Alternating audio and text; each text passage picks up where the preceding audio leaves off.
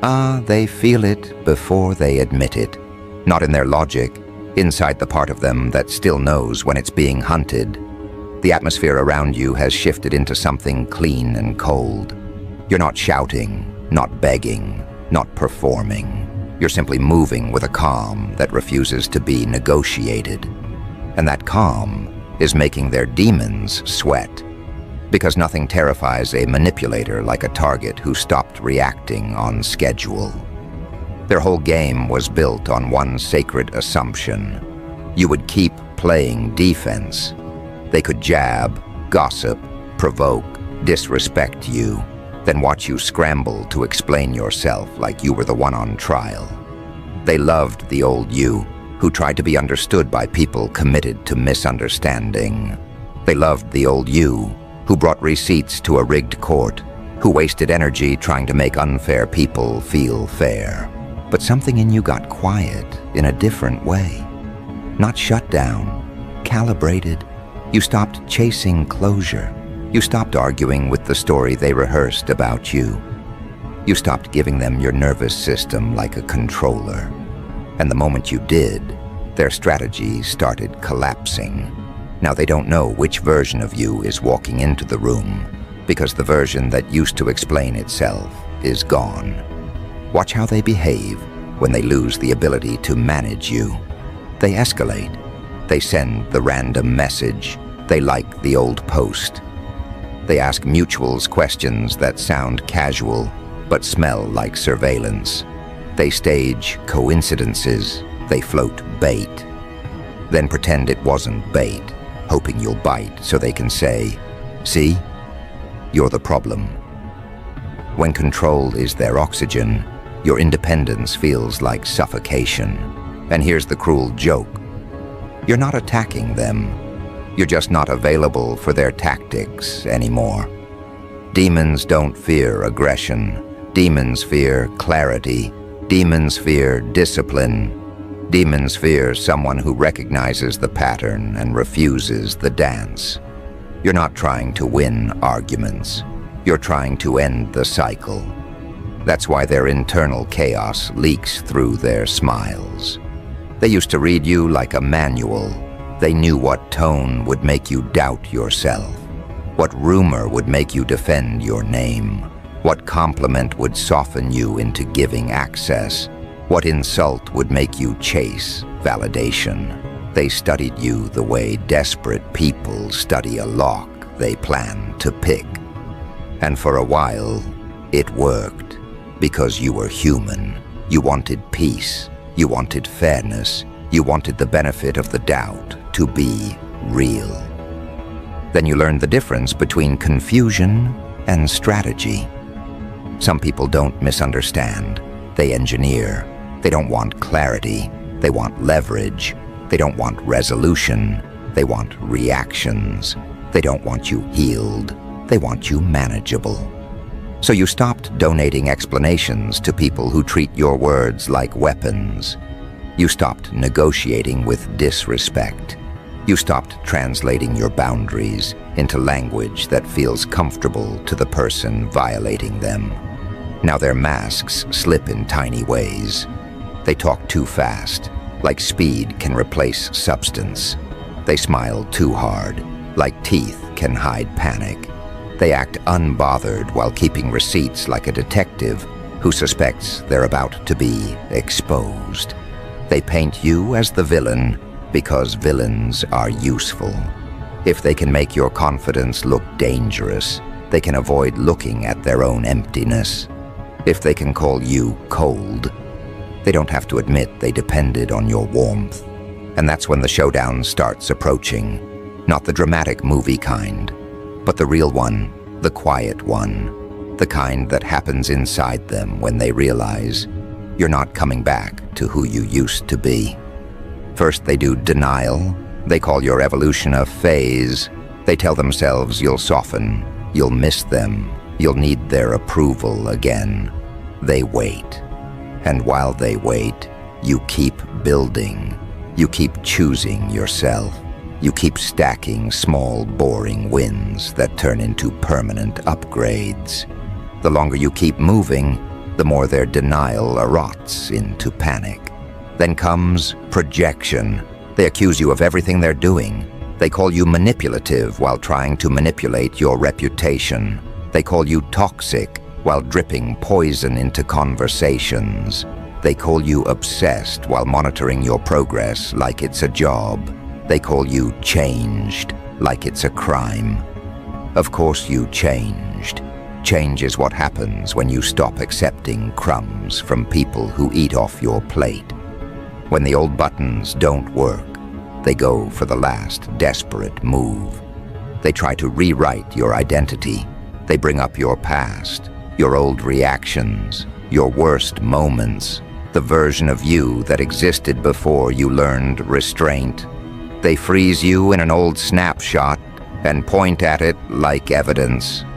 Because if they can keep you stuck in that picture, they can pretend they're still ahead of you. But you're not arguing with their story. You're outgrowing it.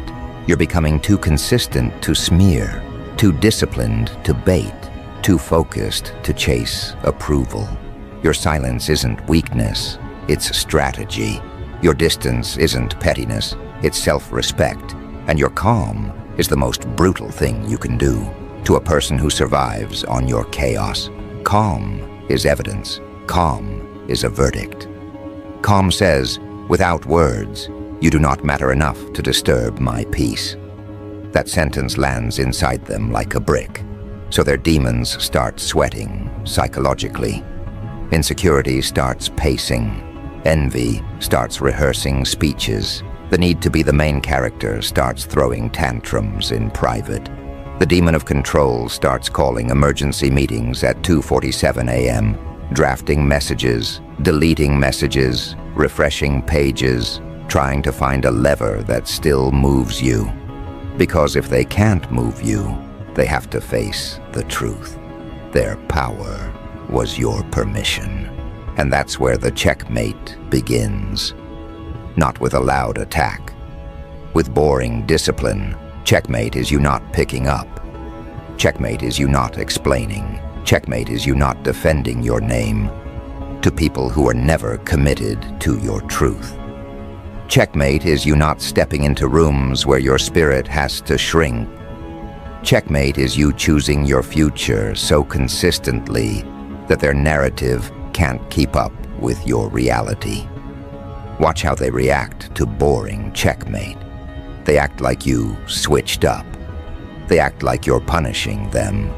No, you're just no longer donating your life to their entertainment.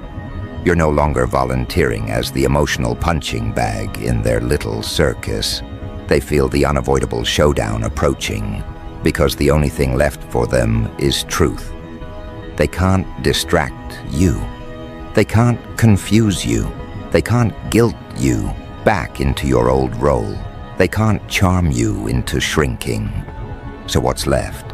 Accountability. And accountability is the opponent their demons never trained for. That's why the energy around you gets strange.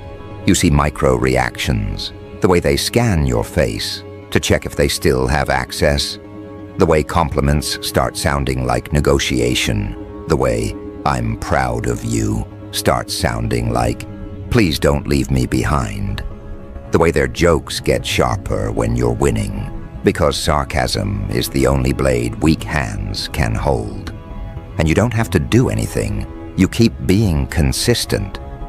That's your new threat. Not rage, not revenge, consistency. Because consistency exposes people who rely on your inconsistency to survive. They try sympathy as a last angle. Suddenly they're tired. Suddenly they're going through so much. Suddenly they didn't mean it. Suddenly they need grace. Not because they're changing, but because you're leaving. They don't want forgiveness, they want access. And when you don't give it, they call you heartless. Let them. Heartless is what controlling people call you when they can't reach your heart anymore. Now the real showdown isn't even with them. It's with the part of you that used to crave closure. The part of you that wanted the perfect conversation where they finally understand.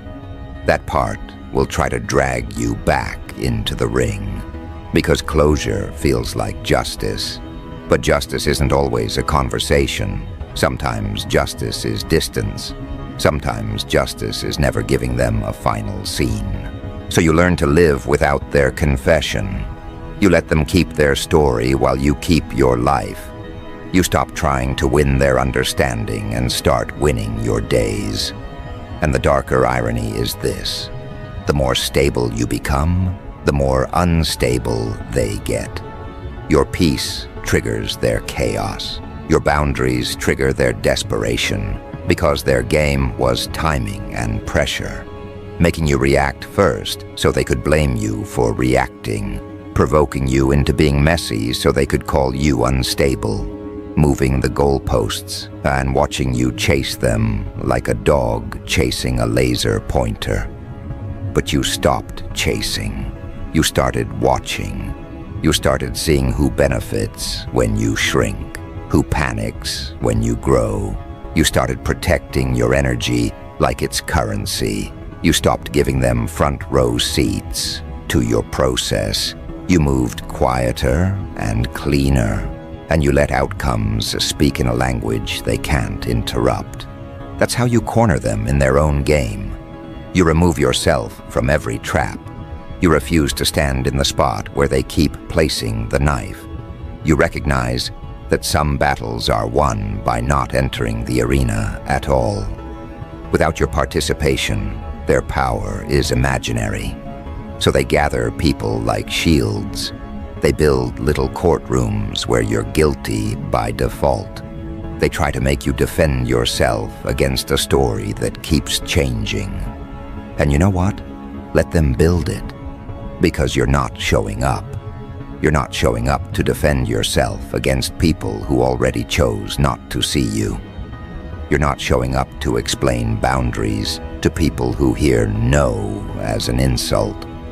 You're not showing up to debate your worth with people whose identity depends on you doubting it. And the moment you stop showing up, their narrative collapses under the weight of your results.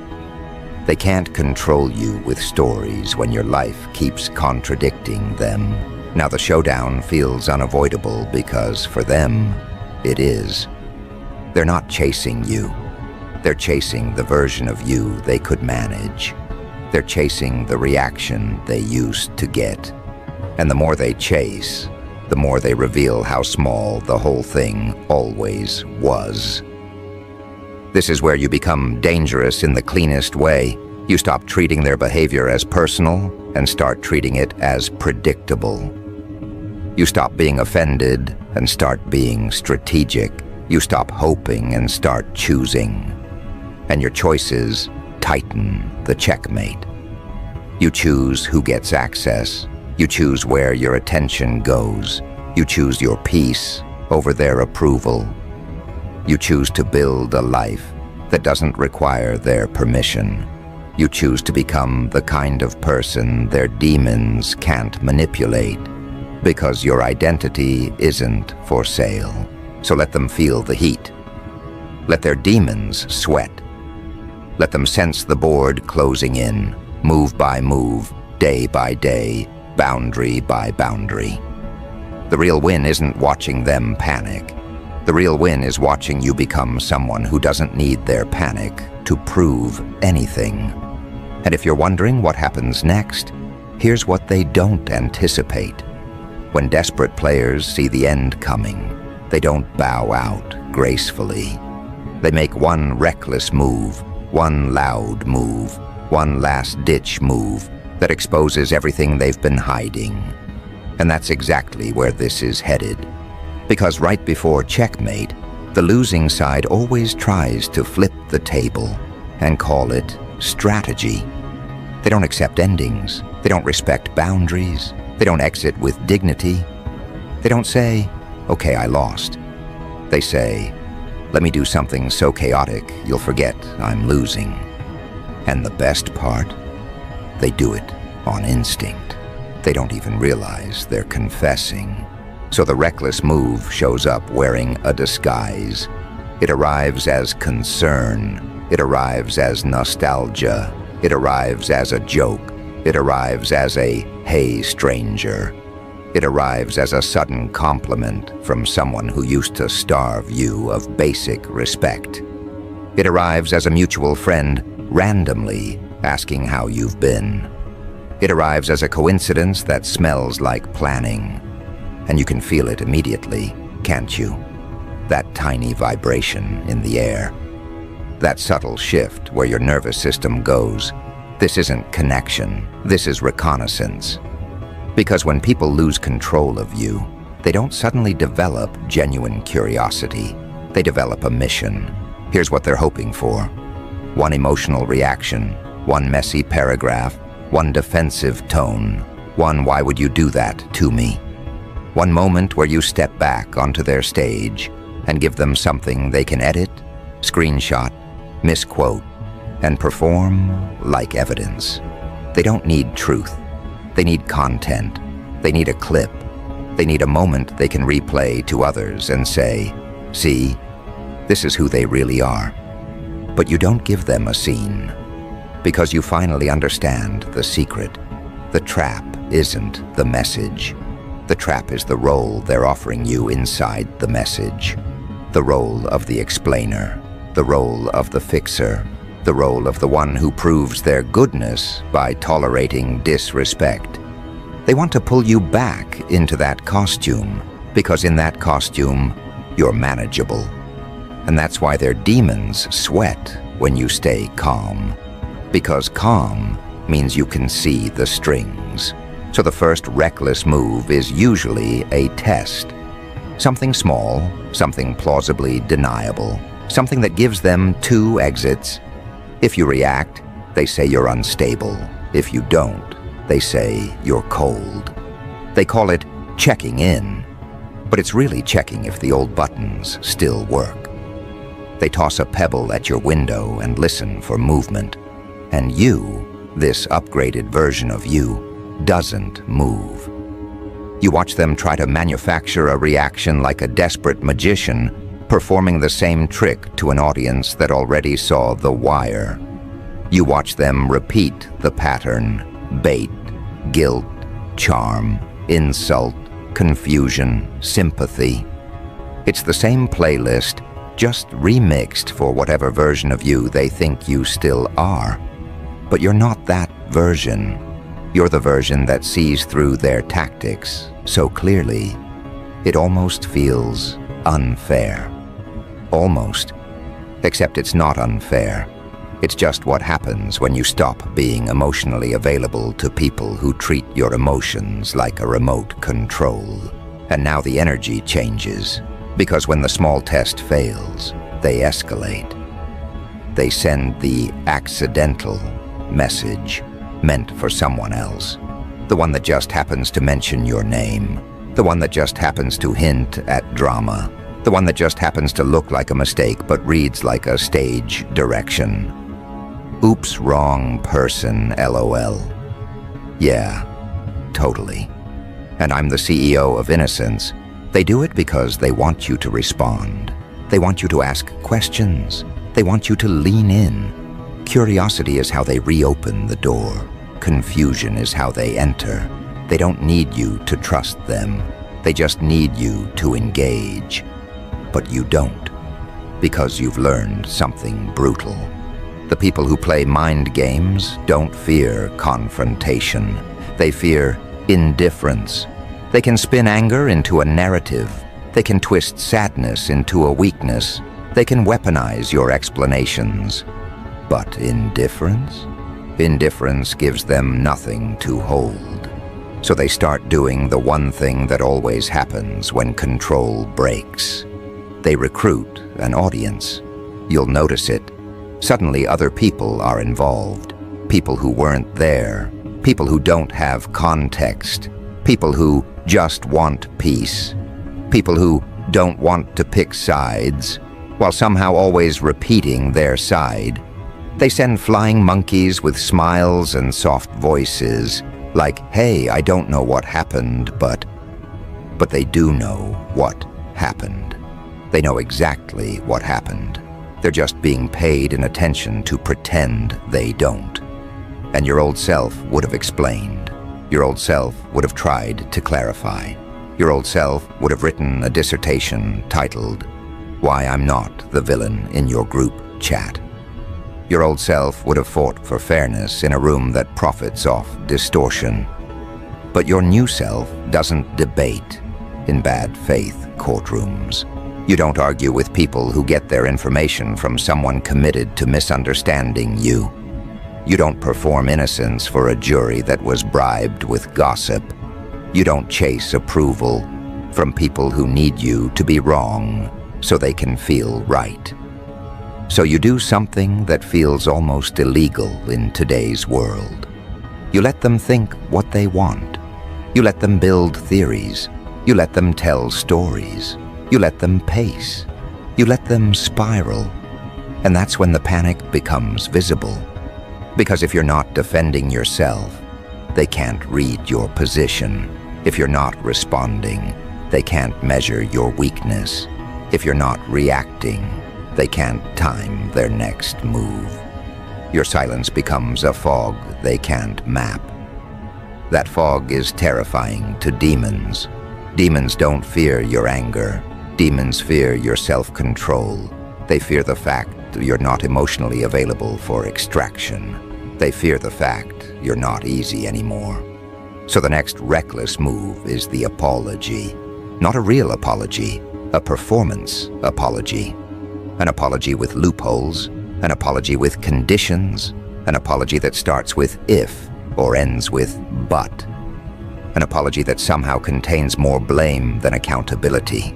They'll say, "I'm sorry you feel that way." Translation, "I'm sorry you're inconvenient." They'll say, "I didn't know it hurt you." Translation, "I didn't care enough to check." They'll say, "I was going through a lot." Translation, "My pain gives me permission." They'll say, "Can we just move on?" Translation, "Can you stop remembering because I hate consequences?" And they're hoping your heart will do what it used to do. Rush in, accept crumbs, call it progress, reopen the door, restart the cycle. They're hoping your empathy will betray you. But it doesn't, because you finally learned the difference between compassion and access. You can forgive someone internally and still refuse to let them back into your life. You can understand their wounds without volunteering as their punching bag. You can wish them healing while still locking your door. And the moment you refuse the bait apology, their demons sweat harder, because now they realize you're not returning to the version of you that was easy to reset. So they try the opposite approach. They go cold. They go mean. They go dismissive. They go for the ego shot. They throw a subtle insult meant to sting. They bring up your past. They do that thing where they pretend they're the mature one while doing the most immature behavior in the building.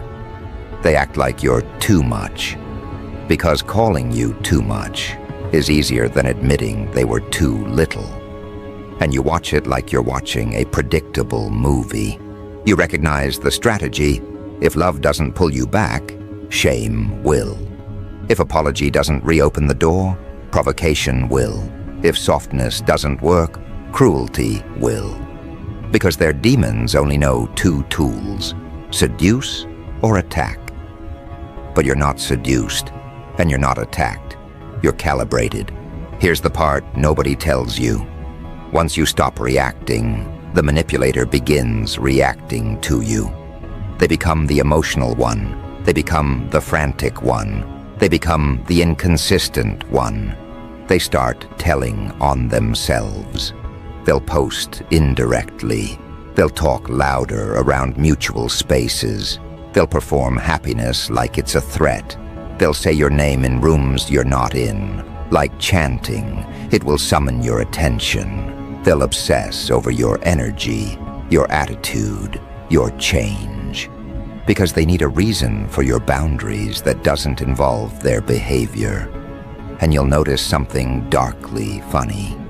They'll act like you're doing this to them, like your healing is an attack, like your standards are violence, like your peace is disrespect, because in their world your role was to be available, to be easy, to be forgiving on command, to be warm even when they were cold, to be patient even when they were reckless.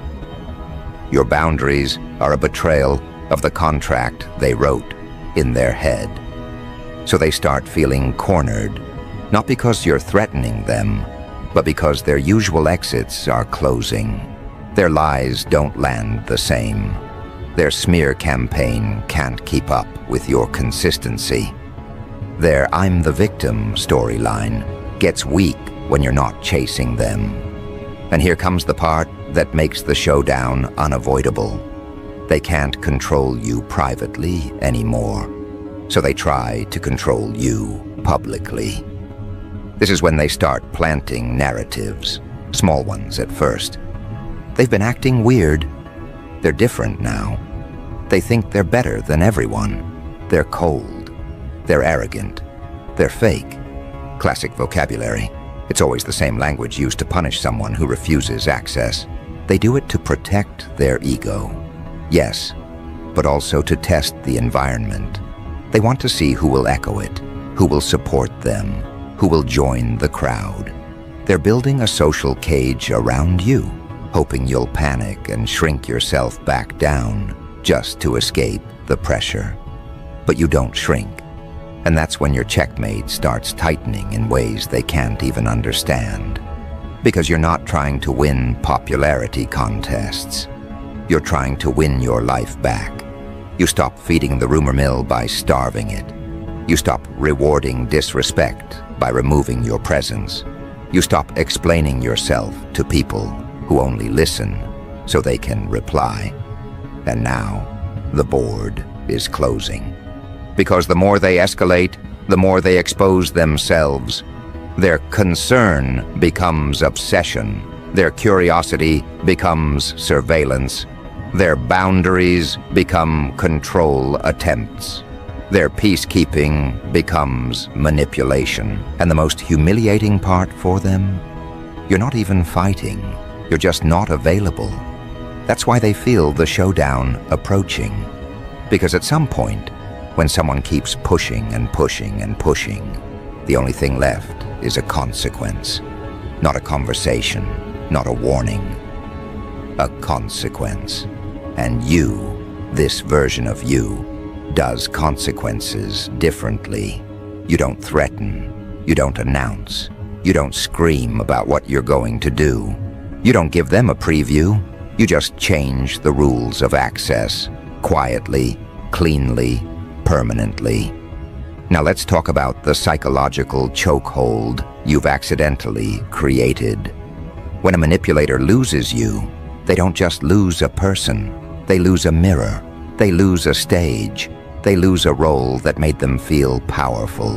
They lose the ability to regulate their emotions by disrupting yours. They lose their favorite drug, your attention, so they start twitching. They'll check your socials more often than they check their own goals. They'll ask about you like it's just curiosity, but it's interrogation with a smile. They'll pretend they're over it while keeping files in their mind like a detective who refuses to close the case. They'll compare themselves to you in private, then hate you for the math. And here's where the chaotic humor creeps in. They'll start trying to compete with you in categories you didn't even sign up for. Suddenly they're leveling up, too. Suddenly they're posting motivational quotes. Suddenly they're in their healing era. Suddenly they're unbothered. It's adorable in the same way a toddler wearing a suit is adorable. Respectfully, the suit is still full of tantrums. They'll mimic your posture, copy your language, steal your vibe, then accuse you of changing when you don't respond to the imitation. Because your aura is the only thing in their life that felt like power. and now they're trying to counterfeit it. But here's what they can't counterfeit: discipline, consistency, integrity. The quiet self-respect that doesn't need applause. So the imitation fails, and the demons sweat harder. Now their final move gets closer. The real reckless move, the one that exposes everything. It's usually one of these. They try to bait you into a public confrontation so they can look like the victim. They send someone close to you to extract information. They manufacture a crisis to pull your empathy back into service. They drop a rumor so outrageous you feel forced to defend yourself. They accidentally leak a private thing so you'll panic. They attempt a power play, an ultimatum, a threat. A statement meant to corner you into choosing between your peace and your reputation. Because when the board is closing, they don't try to win gracefully. They try to cause damage. But you've been studying. You've been watching patterns, not personalities. You've been tracking behavior, not promises. You've been noticing what triggers them, what calms them, what makes them reveal themselves. And now you're positioned to do something they don't expect. You don't fight their move directly. You redirect it into a trap of their own making. This is the part where your calm becomes surgical. You realize the highest level of power isn't yelling louder. It's making their next step cost them something. It's letting them walk into their own contradiction. It's watching them overplay their hand while you do nothing but hold your boundary. Because boundaries do something beautiful. They force the other person to show their character. If you say no and they respect it, they're safe. If you say no and they punish you, they were never safe. So you say no, no to the bait. No to the apology with conditions. No to the just talk request that's really let me back in. No to the triangulation. No to the flying monkeys. No to the guilt. No to the rewriting of your story. No to the forced showdown on their terms. And the second you say no, their demons start pleading. Not out loud, not in words, in behavior. They try to punish you into compliance. They try to starve you into returning.